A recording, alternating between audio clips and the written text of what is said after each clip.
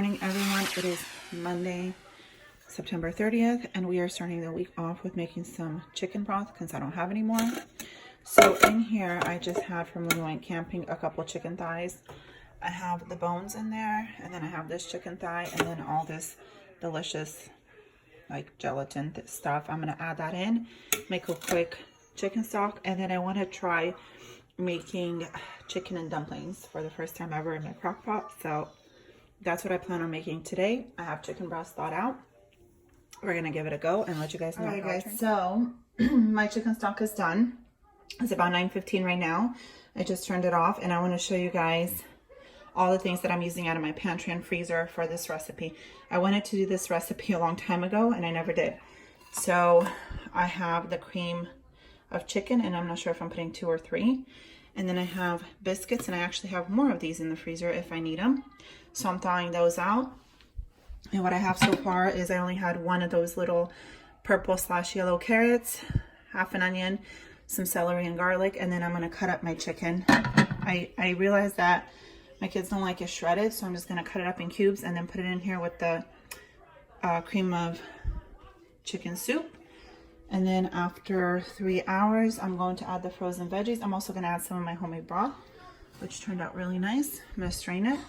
And then I'm gonna add the frozen veggies, which I have a big bag in the freezer, and then add the biscuits on top, and it should be good. I don't know, it sounds good. I'm not adding any salt because I know these kind of soups are really high in salt, so I'm gonna taste it, and if we need to add salt at the end, we will.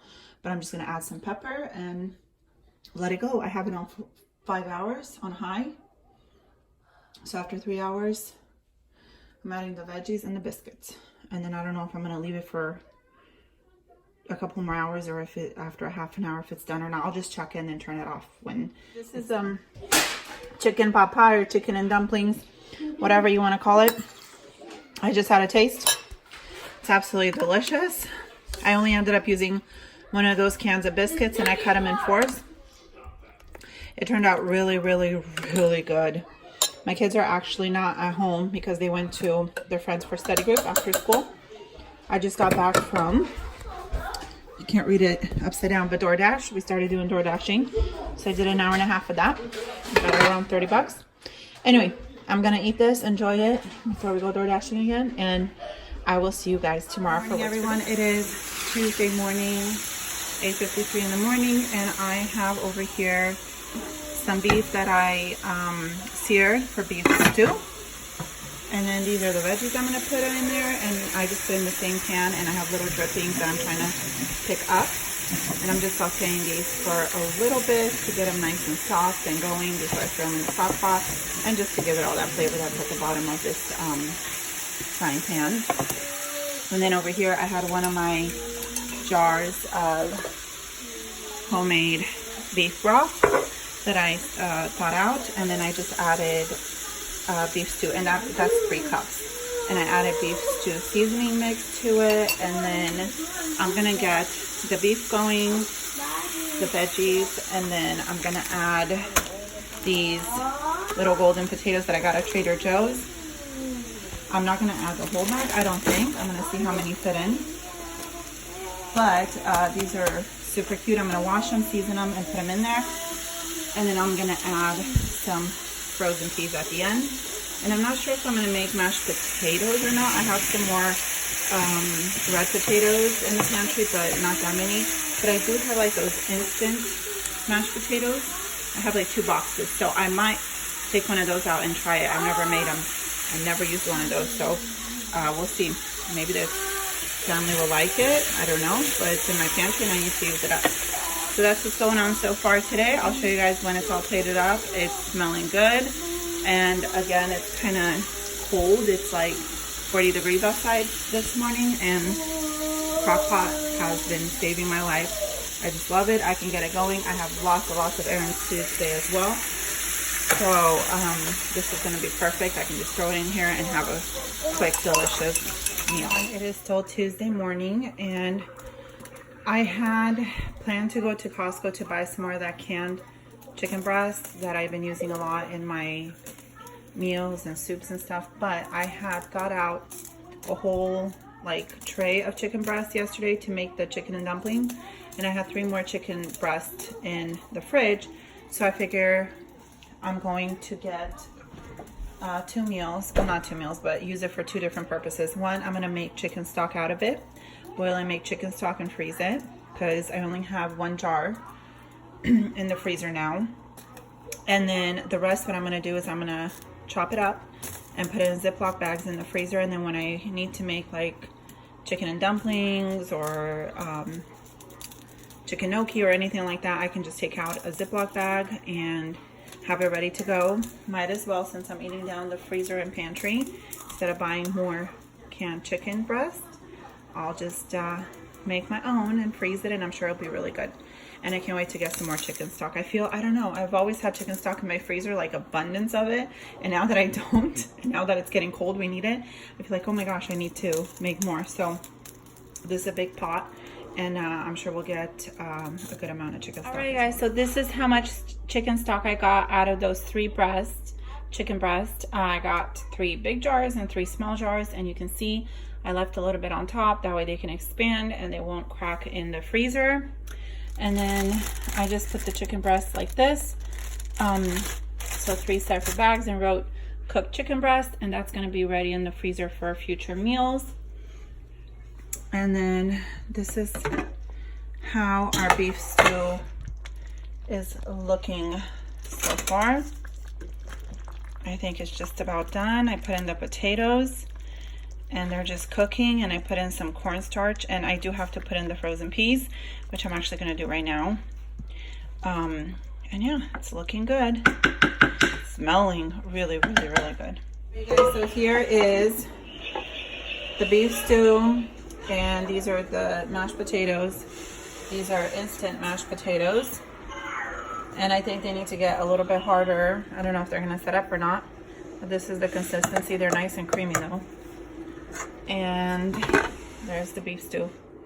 It looks delicious. Can't wait to dig in. Okay, so I wanted to show you guys that these have thickened up pretty nicely.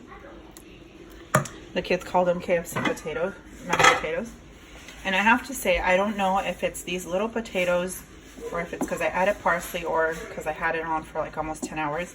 But this is the best beef stew I have made as of yet. The best. And I think these little potatoes from Trader Joe's just made it so much easier. I just washed them and threw them in. So I will definitely be picking up another bag when I go next time for beef stew. So, so good. And for dessert, where's our dessert? We have cheesecake from Costco because it was my husband's 45th birthday today. So this was a hit. These are good too. I have another box and I still have some in here in this box, and yeah, these are good for if you don't want to like make mashed potatoes from scratch. Pretty easy. Hi everyone, it is Wednesday and today I'm not cooking. We have lots and lots of leftovers. All I'm making is this box of macaroni and cheese for Noah for lunch, and then obviously for whoever else is gonna want the leftovers. And I don't know if you can tell from my voice, I woke up with a super sore throat, and I've just kind of been in bed all day doing not much besides drinking tea and binge watching on YouTube. So I'm really happy that I have all that food in the fridge because I am not making anything else besides this today. For dinner we still have beef stew and mashed potatoes, and then we'll have these macaroni and cheese for lunch, and whoever else wants some. I'll see you guys tomorrow. So it is Thursday and I forgot to film. We just made spaghetti and meatballs, and this is all that's left out of this huge pot. So I wanted to let you guys know that that's what we had for dinner tonight. Hi everyone, it is October 4th, which is a Friday, and on Fridays I usually like to do pizza because I still have a lot of these frozen pizzas in the fridge. I actually went last Friday. They were at Fred Meyer, which is a Kroger brand. They were $2.99. $2.99 limit of 5 for this brand, and then $2.99 limit of 5 for the Private Select brand. So I actually ended up getting 9. So we have plenty of those. So today we're just going to do a pepperoni, a cheese, and then this French goat cheese and marinated vegetables. So that's what we're doing. And then, as you can tell probably from my voice, I'm really sick.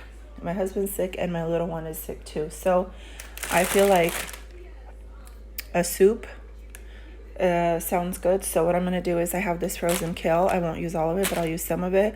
I have this bacon and Italian sausage. I don't have heavy cream, but I do have this half and half. I actually picked up 2 of these from Safeway a couple days ago because they were only $1 each.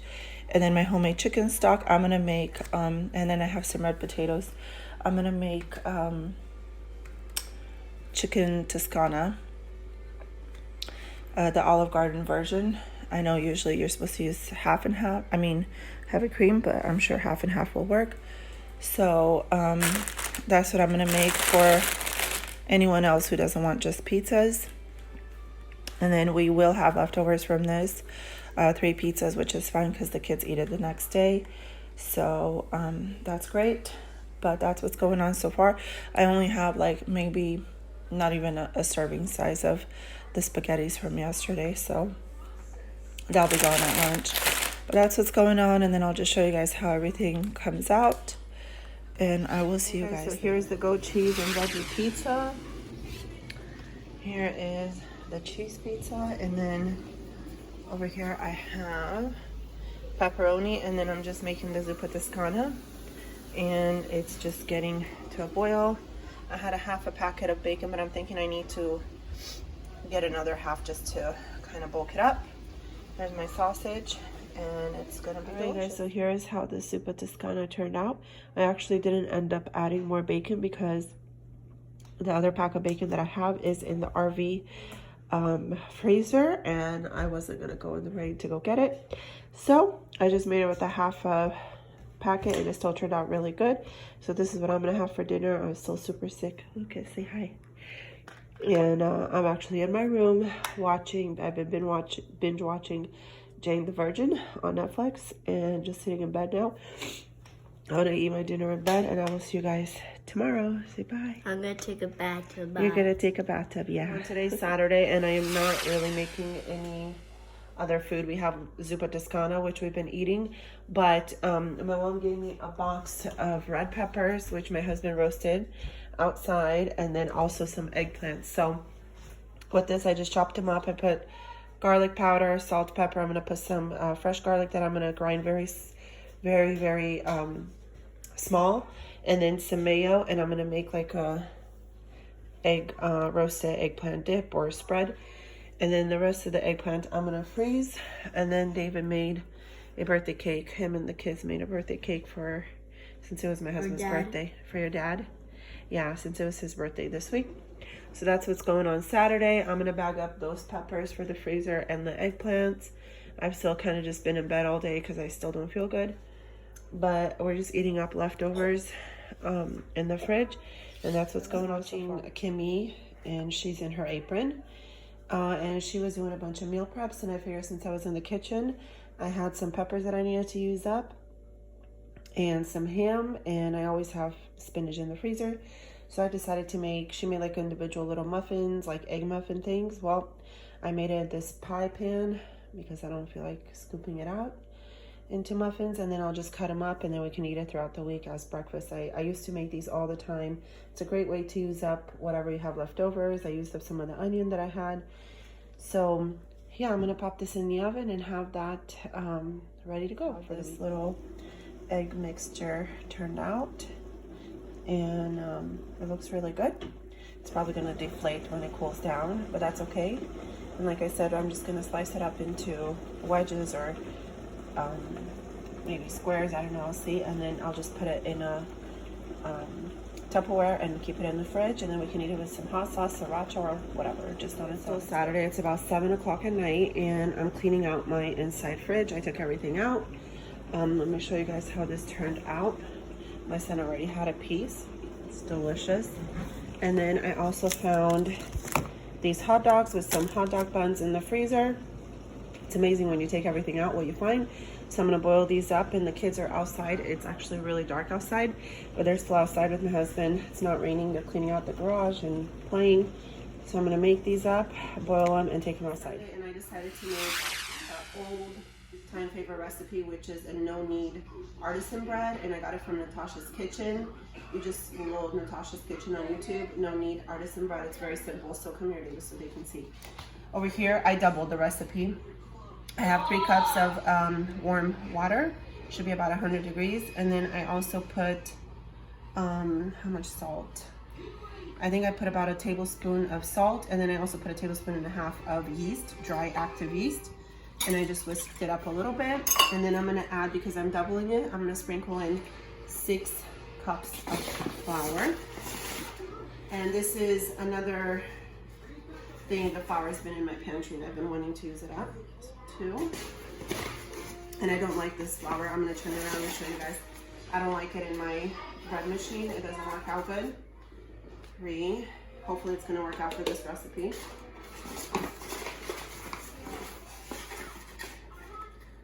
It's the organic flour that you can get at Costco. 4. I'm just gonna stick with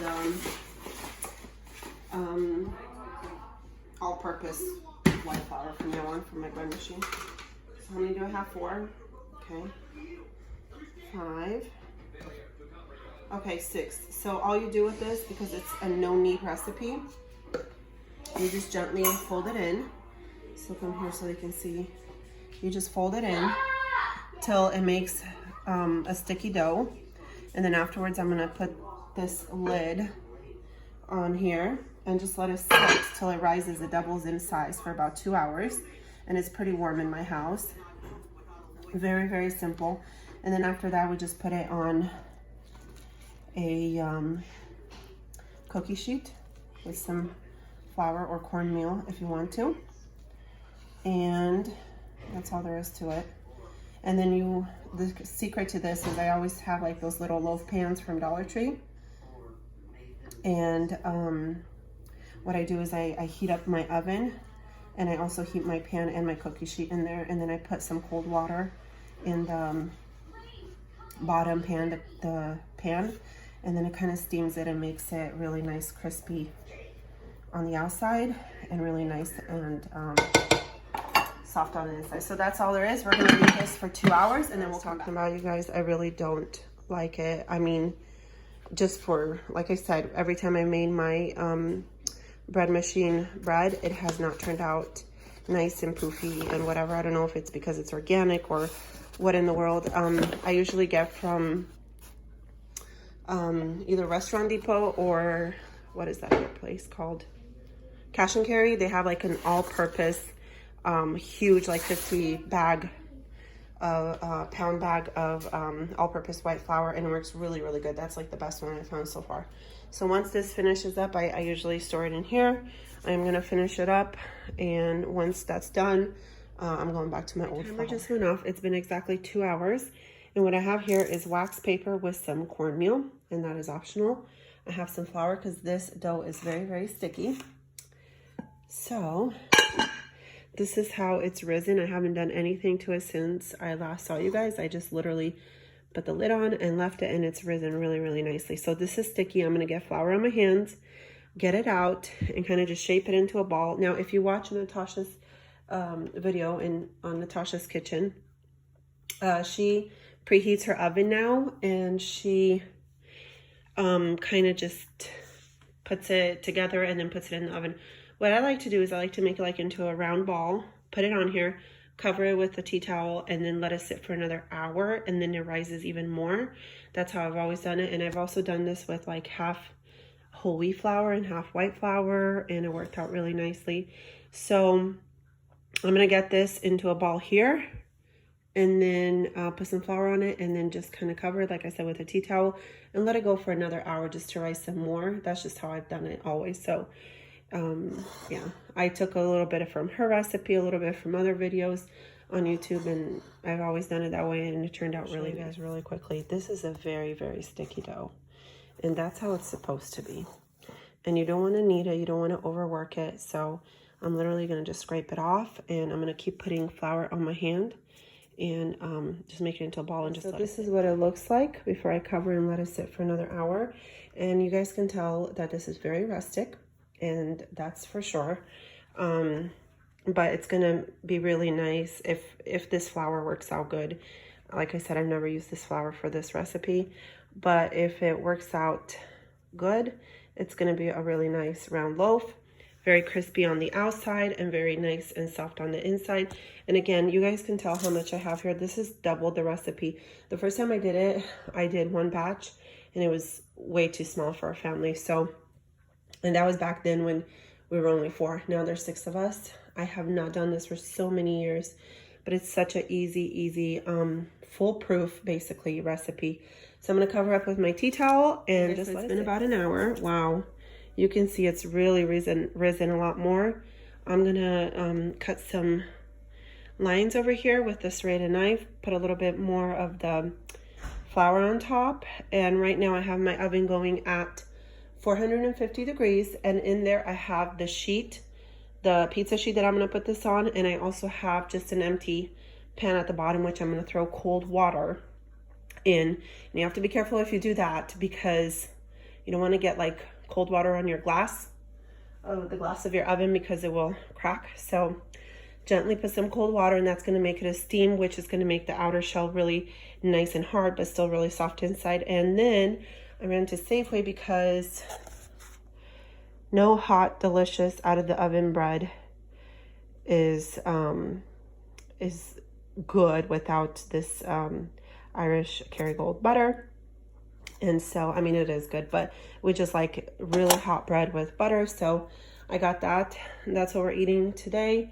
The kids have been eating my burritos that I made like last week, frozen burritos, and just eating leftovers. Maybe we'll make a sandwich with the bread or whatnot, but that's about it. That's about all we're gonna have for dinner tonight. I'm still feeling really under the weather. And yeah, I'm really excited about this bread. Like I said, it's been many years. When I used to do it, I used to have a pizza stone, which broke. I am ordering another one from Amazon. And yeah, that's how I used to do it before. But look at how nice this is. Again, this is a double batch, but it's gonna make a lot of bread. I just slid my bread on the preheated pizza pan, and then over here I just had this on the bottom, and I'm gonna gently put in some cold water, and I'm gonna put that back in, and that's gonna make some steam and just let it go for about, I want to say, like, so it's been about 45 minutes, and you can see it got really nice and hard. It's a very nice crunchy outside. And what I'm gonna do is I'm gonna let it cool, and then we'll cut into it and put some of that Kerrygold butter and enjoy. See how nice that is? It's cooling down. And then this is the bottom. I just ripped the parchment paper off. It's a very heavy loaf. But you know, again, it should have been a lot more poofed up, but I think it was the flour. I'm not sure, maybe just the temperature in the house, but I still think it's gonna be delicious. The hardest part with this bread is waiting for it to cool down so we can eat. What can I say? Like Laura Vitale says all the time on her cooking episodes, perfection. This is perfection. No, it's not perfection, but it's really delicious. Now, this is actually pretty thin. I've actually had it where, like I said, it's risen up a lot more. But with the Kerrygold butter, oh my God, you guys, it's so good. This is my piece, and I cannot wait to dig in. The kids are already eating some. Absolutely delicious. Go ahead and give it a go and try it out, because it's so easy and so good.